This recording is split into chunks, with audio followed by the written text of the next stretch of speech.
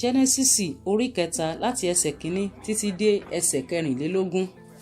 Ejò sá ṣe àrékérekè ju ẹranko ìgbẹ́ ìyókù lọ tí Olúwa Ọlọ́run ti dá, ó sì wí fún obìnrin náà pé, òótọ́ li Ọlọ́run wípé ẹ̀yin kò gbọdọ̀ jẹ gbogbo èso igi ọgbà. Obìnrin náà sì wí fún ejò náà pé, àwa á máa jẹ nínú èso igi ọgbà, ṣùgbọ́n nínú èso igi nì tí ó wà láàrin ọgbà Ọlọ́run ti wí pé ẹ̀yin kò gbọdọ̀ jẹ nínú rẹ̀, bẹ́ẹ̀ ni ẹ̀yin kò gbọdọ̀ fọwọ́ kàn án kí ẹ̀yin kí ó má bàa kú.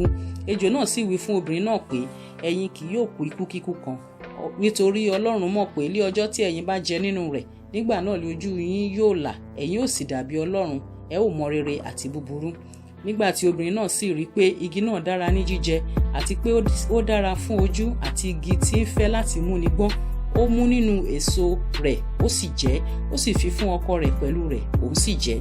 Ojú àwọn méjì sì là, wọ́n sì mọ̀ pé wọ́n wà ní ìhòhò, wọ́n sì gan ewé ọ̀pọ̀tọ́ pọ̀, wọ́n sì dá ìbàǹtẹ́ fún ara wọn. Wọ́n sì gbọ́ ohùn Olúwa Ọlọ́run, ó rìn nínú ọgbà ní ìtura ọjọ́. Ádámù àti aya rẹ̀ sì fi ara wọn pamọ́ kúrò níwájú Olúwa Ọlọ́run láàrin igi ọgbà. Olúwa Ọlọ́run sì kọ sí Ádámù, ó sì wí fún un pé, níbo ni ìwọ wà? Ó sì wí pé, mo gbọ́ ohùn rẹ nínú ọgbà, ẹ̀rù sì bà mí, nítorí tí mo wà ní ìhòhò, mo sì fi ara pamọ́. Ó sì wí pé, ta ni ó wí fún ọ pé ìwọ wà ní ìhòhò?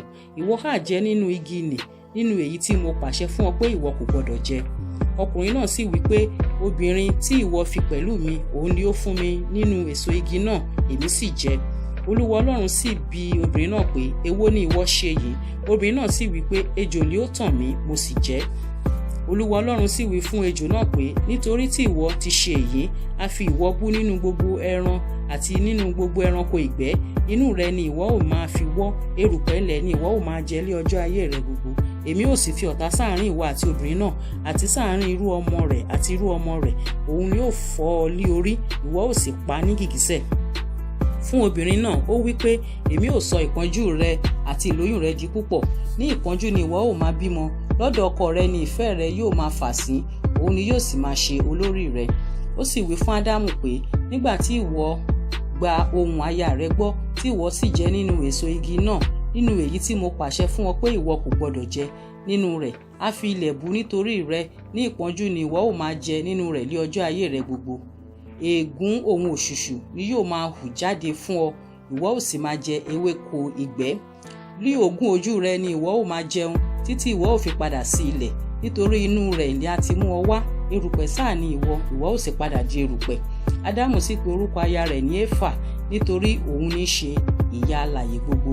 Àti fún Ádámù àti fún aya rẹ̀ ni Olúwa Ọlọ́run dá ẹ̀wù awọ, ó sì fi wọ̀ wọ́n. Olúwa Ọlọ́run sì wí pé, wò ó, ọkùnrin náà dàbí ọ̀kan nínú wa láti mọ rere àti búburú, ǹjẹ́ nísinsìnyí kí ó má bàa ná ọwọ́ rẹ̀ kí ó sì mú un nínú èso igi ìyè pẹ̀lú, kí ó sì jẹ, kí ó sì yè títí láé. Nítorí náà Olúwa Ọlọ́run lé e jáde kúrò nínú ọgbà Édẹ́nì láti máa ro ilẹ̀ nínú èyí tí a ti mú jáde wá.